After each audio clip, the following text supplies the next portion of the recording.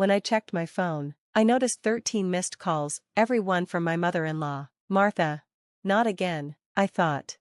My phone vibrated again just then, and I answered reluctantly. Martha's angry voice came through immediately, demanding to know why the $3,000 monthly allowance hadn't been sent yet. I tried explaining that the payment hadn't been deposited, but Martha wouldn't hear it. She was focused only on her needs and didn't care about my situation. My patience reached its limit, and in desperation, I told her that her son had passed away, so I couldn't send the allowance.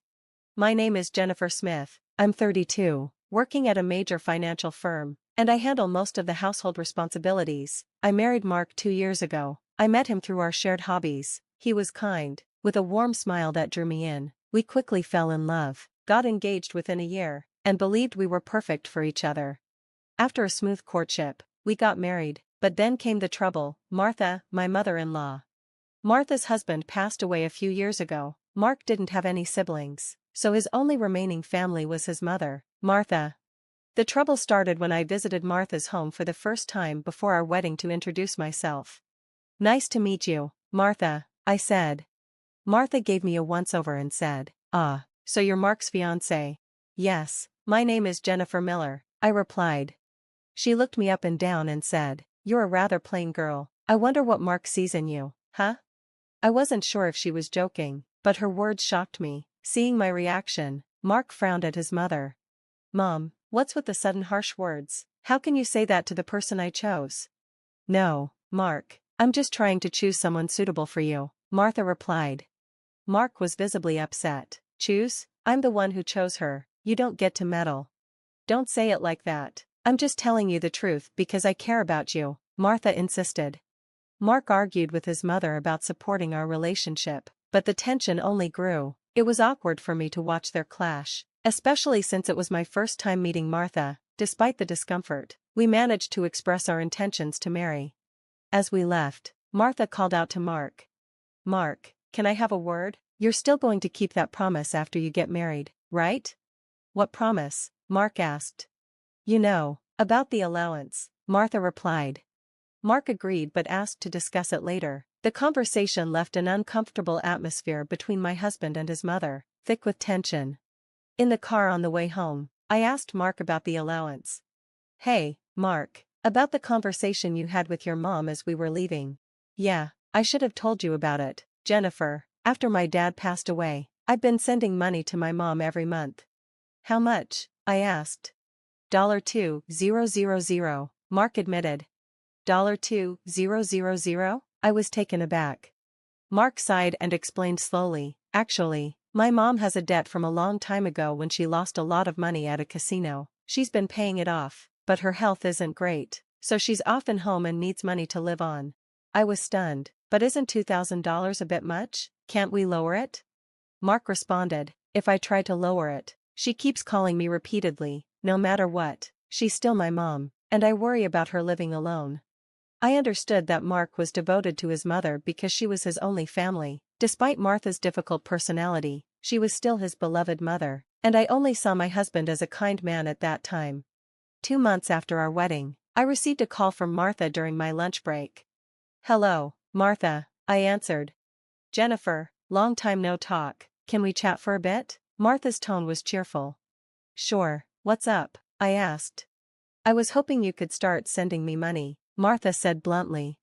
I was caught off guard and struggled to respond. Martha seemed excited to continue. "You mentioned before that you work for a financial company, right? That means you have a good salary, doesn't it?" "Well, not exactly," I replied, trying to dodge the request. Martha pressed, "You're lying to avoid giving me money." Frustrated, I asked, "What do you mean? You're still getting financial support from Mark, right?" Martha responded, "So what?" I replied firmly, "I feel like you're not appreciating the fact that you're already receiving $2,000 a month from Mark." Martha then asked for an additional $1,000, claiming it would relieve Mark. She explained, "I have Mark as a guarantor for my debts. If I fail to pay, debt collectors will come after him. Do you understand?" "But you're using part of Mark's $2,000 to pay the debt, aren't you?" I asked. Martha reluctantly admitted, "I'm short. I haven't told Mark, but I have a lot of debt." Her tone made it clear that this was a serious issue, and even her son didn't know about it. With our future plans in mind, I was hesitant to take over Martha's debt. If payments fell behind and Mark became liable, the interest would accumulate, making it worse. Refusing could lead to bigger problems. It seemed better for Martha to deal with her debt directly. After reluctantly agreeing to Martha's proposal, I started sending her money as she asked. Martha was thrilled. Good, Jennifer, I knew you would say that. The total with Mark's $2,000 will be $3,000. This means I can pay off my debt, right? Yes, of course. I should be able to pay it off in about a year, Martha assured me. You promise you'll pay it off? I asked. Martha confirmed. I get it, so I'll be expecting it from this month onwards.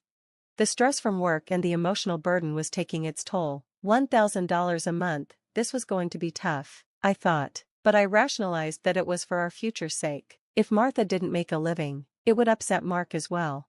That night, I told Mark about the situation. He told me I didn't have to do this, but I had already given my word to Martha, thinking it was the right choice for our future. Mark thanked me and seemed grateful, though he looked sorry throughout the conversation. Time passed, and 2 years later, we were still sending $3,000 every month to Martha. Unexpectedly, Mark fell ill 2 months ago and hasn't been able to work. He's receiving disability benefits, but they're much lower than his salary. Last month, I had to transfer $3,000 to Martha from my savings. If this continues, things will become very challenging for us. What made matters worse was that Martha hasn't visited her sick son even once. Despite knowing about his hospitalization, she only contacts me to ask if we're still sending the money. Frustrated and angry, I decided it was time to confront Mark about the situation.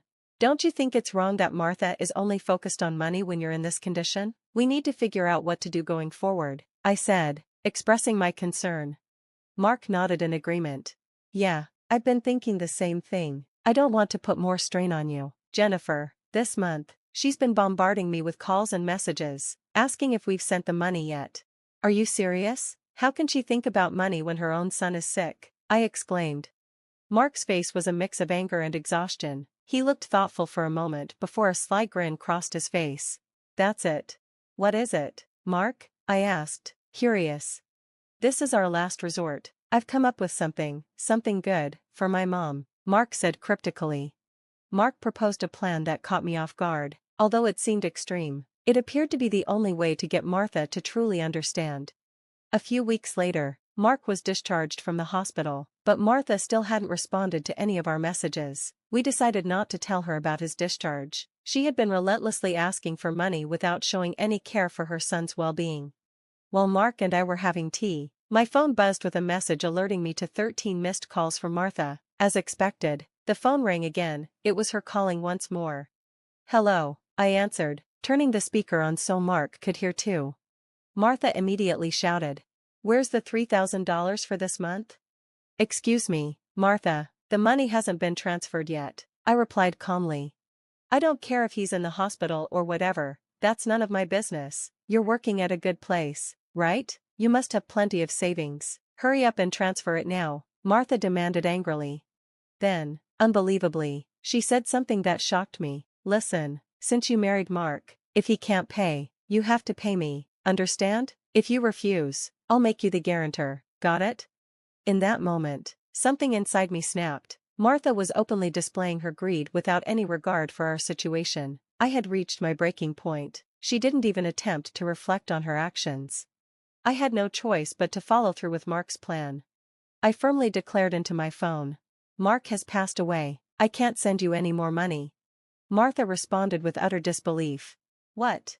This was the plan Mark had suggested, lying to Martha about his death to see her true reaction. If she showed any sadness, regret, or reflection, we would reconsider supporting her financially, but if she didn't, and instead demanded money, we would sever ties for good. I thought that even a money-driven woman like Martha might pause and reflect upon hearing that her only son had died. However, Martha burst into loud laughter. "What's so funny?" I asked, taken aback. "Well, isn't it obvious? If Mark is dead, that means his inheritance will come to me too. I've been looking into it since I heard he was sick," Martha said callously. I couldn't believe it. She hadn't looked into treatment options, visited her son, or shown concern, yet she had been researching how the inheritance would be divided. Overwhelmed with anger and disbelief, I glanced at Mark. Our eyes met, and he nodded slowly. That was the signal to keep going with the plan. Once again, I said firmly to Martha, "Martha, did you hear what I said? Mark is dead." Her response was heartless. "I heard, what about it? Aren't you going to send me some money? I won't let you get away with not doing it." At that moment, I hung up the phone. Feeling numb, I turned to Mark, who was visibly shaken, his face flushed with anger. "Mark, are you okay?" I asked, concerned. "I'm cutting ties with her. She'll probably come here," Mark replied decisively. As expected, a few days later, Martha showed up at our house. I decided to hide Mark in the next room and confront her alone. She looked furious as she stormed toward me. "Hey, give me Mark's inheritance right now," Martha demanded aggressively. I responded firmly. "He's already dead, isn't he? It's pointless to say anything now, you never even visited him. Are you really his mother? You're so annoying, I won't give up. Give me the inheritance right now. I don't mind getting a lawyer," she shouted. Realizing that further conversation was futile, I thought it was time for Mark to step in. As Mark emerged from the next room, Martha froze, staring at him as if she had seen a ghost. "Mark, weren't you dead?" "Long time no see, Mom," Mark said, surprising her. "I'm sorry, but the news about my death was a lie. I wanted to confirm your true nature. I was curious to see how you'd react if your son died, but you've proven yourself to be nothing but a gold digger, just like I suspected." Martha was stunned. "What? How could you be so disrespectful?" Mark silenced her with a sharp gesture. "I'm cutting ties with you, a toxic parent like you." Martha stood there in shock, unable to comprehend that her own son was severing ties with her. What does this mean, Mark?" she asked desperately. "It means exactly what I said. I can't consider someone like you my mother anymore," Mark replied coldly. Desperate, Martha pleaded. "But, what about the allowance?" "Do you really think I would?" Mark interrupted firmly. "You're on your own with the debts." Martha tearfully reached for Mark, but he forcefully shook her hand off, looked at her coldly, and said, "I don't care about your living expenses. You've been living off us without even a single apology. Now, I truly understand your despicable nature. Don't you dare show up in front of us again." Martha begged. "Wait, Mark, are you going to abandon your own mother?" Ignoring her pleas, Mark grabbed Martha's arm, dragged her to the door, and threw her shoes and bag outside, forcefully kicking her out of the house. Martha made a scene outside for a while but eventually disappeared, likely unable to endure the scrutiny of the neighbors. She tried to contact us multiple times, but we ignored her. We blocked her number and moved away. As for the debts, Martha had made Mark the co-signer without his consent, so he was no longer responsible for her debts. Without the allowance from us, Martha seems to be living a miserable life. It's only natural since she had been using the money for gambling instead of paying off her debts. She still has a mountain of debt and is chased by collectors every day, unable to gamble anymore. She seems to be working tirelessly from dawn to dusk. It's unlikely she'll ever pay off her debts completely, and she'll likely have to keep working until she can no longer move. As for us, we are now living in our new home. Mark's condition has stabilized, and he's returned to work. Moreover, there's a new life growing in my belly, and we're expecting an addition to our family next year. From now on, we want to spend happy days as a family of 3. Thanks for watching. See you again in the next video. Stay stunned.